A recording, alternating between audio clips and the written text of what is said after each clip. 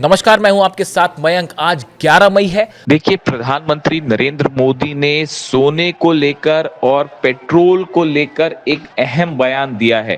प्रधानमंत्री मोदी ने हैदराबाद में एक सभा के दौरान ये बात कही। उन्होंने लोगों से अपील करते हुए कहा कि आने वाले 1 साल तक आप सोना ना खरीदें। ये उनका बेहद अहम बयान माना जा रहा है। इसके साथ ही उन्होंने ये भी कहा कि अंतर्राष्ट्रीय जो मुद्रा है उसे पर्याप्त मात्रा में बनाए रखना बेहद जरूरी है। साथ ही उन्होंने ये भी कहा कि ऑयल रिजर्व जो है देश का, इसकी रक्षा करना भी जरूरी है। इसीलिए कम से कम पेट्रोल और डीजल का इस्तेमाल किया जाना चाहिए। अब प्रधानमंत्री मोदी का ये बयान बेहद अहम संकेत माना जा रहा है और इसे कई विशेषज्ञ इस तरह से भी ले रहे हैं कि आने वाले चंद दिनों में, आने वाले कुछ महीनों में क्या बड़ा आर्थिक संकट भी देखने को मिल सकता है, क्योंकि जिस तरह से ईरान और अमेरिका के बीच तनाव जारी है, युद्ध की स्थिति जारी है, ऐसे में एक बड़ा इकोनॉमिक क्राइसिस और तेल की कमी देखने को मिल सकती है। पिछले 2 महीने से हमारे पड़ोस में ही इतना बड़ा युद्ध चल रहा है। इसका असर पूरी दुनिया पर पड़ा है और भारत पर तो और भी गंभीर असर हुआ है। साथियों, भारत के पास बड़े बड़े तेल के कुएं नहीं है। हमें अपनी जरूरत का पेट्रोल, डीजल, गैस, ये सब बहुत बड़ी मात्रा में दुनिया के दूसरे देशों से, बाहर से मंगाना पड़ता है। युद्ध की वजह से पूरी दुनिया में पेट्रोल, डीजल, गैस और फर्टिलाइजर के दाम बहुत अधिक बढ़ चुके हैं, आसमान को भी पार कर गए हैं। अड़ोस पड़ोस में देशों में क्या हाल है वो तो अखबारों में आता है। भारत सरकार इस युद्ध के पिछले 2 महीनों से देशवासियों को इस संकट से बचाने के लिए लगातार प्रयास कर रही है। नागरिकों पर बोझ न पड़े, इसके लिए सरकार सारा बोझ सरकार खुद अपने कंधे पर उठा रही है। लेकिन साथियों, जब सप्लाई चेन पर संकट लगातार बना रहे तो हम कितने भी उपाय कर लें, मुश्किलें बढ़ती ही जाती है। इसलिए अब देश को सर्वोपरि रखते हुए, मां भारती को सर्वोपरि रखते हुए हमें एकजुट होकर के लड़ना होगा। हमें याद रखना है, देश के लिए मरना ही सिर्फ देशभक्ति नहीं होती है। देश के लिए जीना और देश के प्रति अपने कर्तव्यों को निभाना, वो भी देशभक्ति होती है। इसलिए वैश्विक संकट के इस समय में हमें कर्तव्यों को सर्वोपरि रखते हुए कुछ संकल्प लेने होंगे और उन संकल्पों को पूरे समर्पण भाव से पूरा करना होगा। जैसे एक बड़ा संकल्प है पेट्रोल डीजल का संयम से इस्तेमाल करना। साथियों, हमें पेट्रोल डीजल का उपयोग कम करना होगा। शहरों में जहां मेट्रो है वहां हम तय करें कि हम मेट्रो का ही उपयोग करेंगे, ज्यादा से ज्यादा मेट्रो में ही जाएंगे। अगर कार में ही जाना जरूरी है तो फिर कार पूल करने का प्रयास करें और भी लोगों को साथ बिठा लें। अगर हमें कहीं सामान भेजना हो तो कोशिश करनी है कि वह ज्यादा से ज्यादा रेलवे गुड्स के जो ट्रेन होती है रेलवे की सर्विसेज से भेजें, ताकि इलेक्ट्रिक रेलवे होने के कारण पेट्रोल डीजल की जरूरत नहीं पड़ती है। जिन लोगों के पास इलेक्ट्रिक व्हीकल है वो भी कोशिश करें कि इलेक्ट्रिक व्हीकल का ज्यादा से ज्यादा उपयोग करें।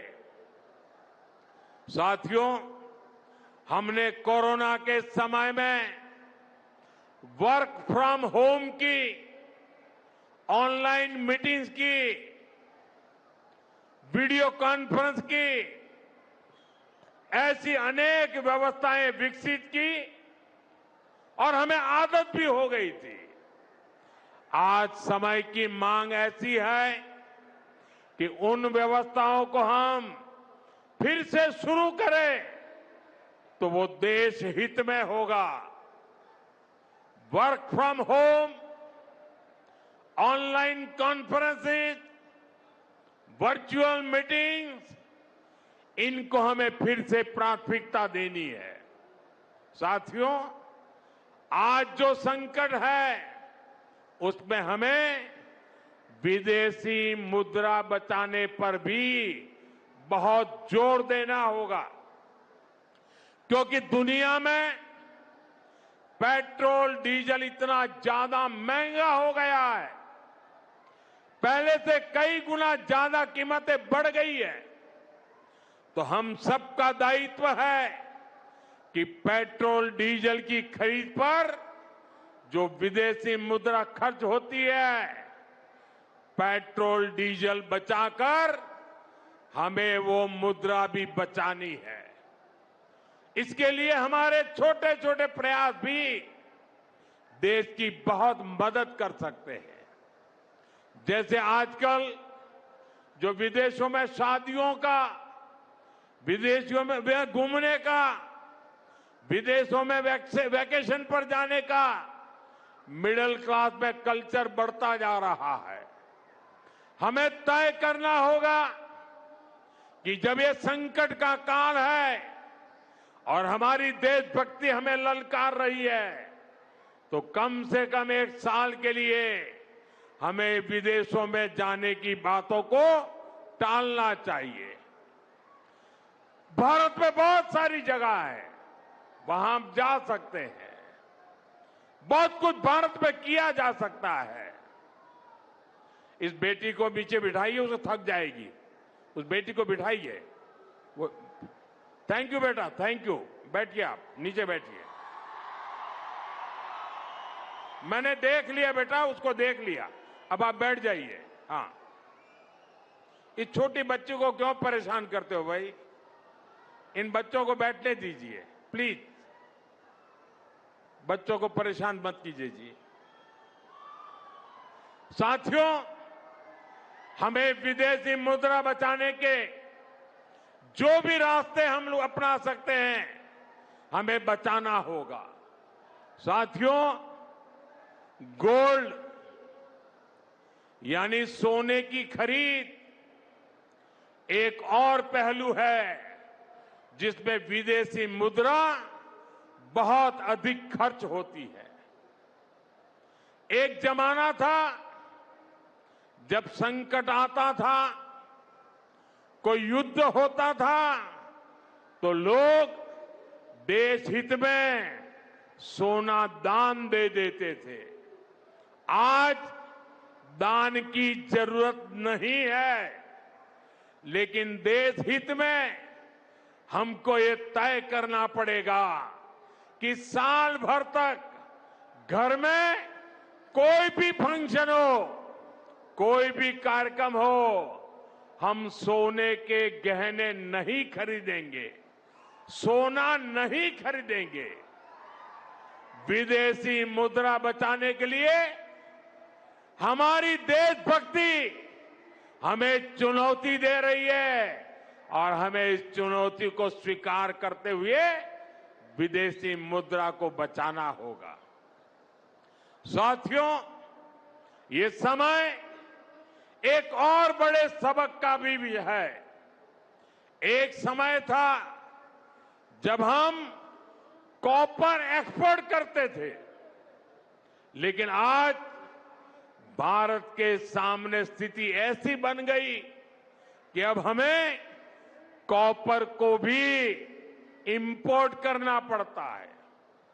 हमारे देश में हड़तालें करवाकर कॉपर प्लांट्स को ठप करवा दिया गया और अब हालत ये हो गई कि हमें कॉपर बाहर से मंगाना पड़ता है और उसमें विदेशी मुद्रा खर्च होती है। इसलिए मैं ऐसे सभी मजदूर संगठनों से भी कहूंगा कि हमें ऐसी बातों का जरूर ध्यान रखना चाहिए। भारत को आत्मनिर्भर बनने से जो भी कदम रोकते हैं उनमें हमें दूरी बनानी होगी और जो लोग ऐसी साजिशों में जुटे हैं उन पर भी कड़ी नजर रखनी होगी। मैं देश की अदालतों से भी आग्रह करूंगा कि ऐसी स्थिति आने पर देश हित में हमें कोई न कोई रास्ता निकालने की तरफ बढ़ना चाहिए। साथियों, ऐसे ही खाने के तेल का भी है। इसके आयात के लिए भी बहुत बड़ी मात्रा में हमें विदेशी मुद्रा खर्च करनी पड़ती है।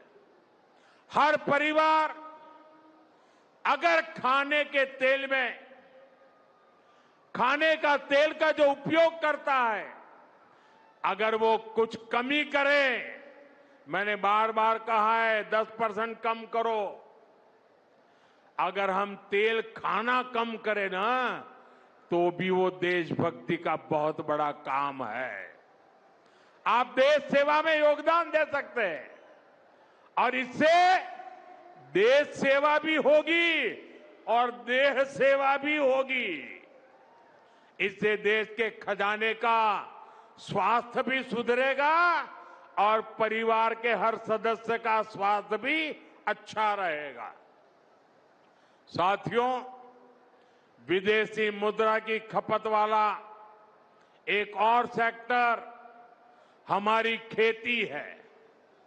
हम बहुत बड़ी मात्रा में बाहर से केमिकल फर्टिलाइजर इंपोर्ट करते हैं। केमिकल फर्टिलाइजर खेती के कारण हमारी धरती मां को बहुत पीड़ा हो रही है। हमारे खेत बर्बाद हो रहे हैं। अगर आज हम अपने खेत को नहीं बचाएंगे तो भविष्य में फसलों पर भी खतरा आ जाएगा। इसलिए बहुत जरूरी है कि हम केमिकल फर्टिलाइजर की खपत 25%, 30%, 40%, 50% उसको घटाए, आधी कर दें और हम उसके साथ साथ नेचुरल फार्मिंग की तरफ बढ़े। हम फर्टिलाइजर का उपयोग कम करके विदेशी मुद्रा भी बचा सकते हैं और साथ साथ अपने खेत को बचा सकते हैं, हमारी ये धरती मां को बचा सकते हैं और यह हमें करना ही होगा। आज वैश्विक संकटों से जो चुनौतियां आई है, हमें उन चुनौतियों को परास्त करना होगा। साथियों, भारत सरकार खेतों में डीजल पंप की जगह सोलर पंप की योजना चला रही है। हम खेतों में डीजल पंप की जगह सोलर पंप का उपयोग करने का जोर देना होगा। मैं कोविड काल में भी आग्रह करता था कि हम स्थानीय चीजें खरीदें, वोकल फॉर लोकल के मंत्र को लेकर चले। हम मेड इन इंडिया चीजें खरीदकर भी विदेशी मुद्रा बचा सकते हैं। और हमारे देश में स्थानीय उत्पादन की कोई कमी नहीं है। चाहे जूते हो, पर्स हो, बैग हो, हमें स्वदेशी पर बल देना चाहिए। और मैं ये नहीं कह रहा कि जो आपके पास विदेशी चीजें खरीदी हुई है, विदेशी ब्रांड की है, उनको जाकर के फेंक दो, ऐसा मैं नहीं कह रहा हूं। लेकिन मेरा आग्रह है कि नए विदेशी प्रोडक्ट हमें नहीं खरीदने चाहिए। और वाकई हमें कई बार अंदाजा तक नहीं होता कि रोजमर्रा की कितनी सारी चीजें विदेशी है जो हम ऐसे ही यूज कर रहे हैं। और साथियों, जब मैं बात स्वदेशी की करता हूं तो लोगों को लगता है कि दिवाली के दिए खरीदो मतलब स्वदेशी हो गया। ये तो भ्रम फैलाने वाली बातें हैं। इससे सफलता नहीं मिलती है। हमें घर के उपयोग में आने वाले सामान की लिस्ट बनानी है। देखना चाहिए कितनी विदेशी चीजें घुस गई है, पता ही नहीं है। कैंची हो, कंघी हो, छोटी छोटी चीजें, टूथपिन, टूथब्रश, कितना सारा सामान विदेश से हमारे घर में घुस गया है। फिर इस लिस्ट से हमें हो सके उतना जल्दी स्वदेशी में बदलना चाहिए। साथियों, ये बातें सिर्फ एक सरकार, एक दल, एक व्यक्ति की नहीं है। ये बीजेपी का भी मुद्दा नहीं है, ये देश का मुद्दा है। और इसके लिए हर नागरिक, हर राजनीतिक दल, हर सरकार, हर समाज, हर संगठन को संकल्पबद्ध होगा। मैं मीडिया के साथियों से भी देश हित में आगे आने के लिए आग्रह करूंगा। आइए देशभक्ति का भाव जगाएं और देश को जो वैश्विक संकट चल रहे हैं, देश उस संकटों का लाभ ले, परिस्थिति पे सवार हो जाए। ऐसा वातावरण बनाने के लिए हमें योगदान देना होगा और तभी जाकर के देश सफल होगा। ऐसे संकल्प जब हर नागरिक पूरी ईमानदारी से सिद्ध करेगा तो भारत हर संकट में जरूर विजयी होगा। साथियों, मुझे पूरा विश्वास है कि देश का हर नागरिक इसी संकल्प के साथ काम करेगा। साथियों, इतनी विशाल संख्या में आपका आना ये हवा का रुख दिखा रहा है, ये तेलंगाना का मिजाज दिखा रहा है। मैं एक बार फिर आप सभी का बहुत बहुत आभार व्यक्त करता हूं। मेरे साथ बोलिए, भारत माता की, भारत माता की, भारत माता की। वंदे वंदे वंदे वंदे वंदे वंदे।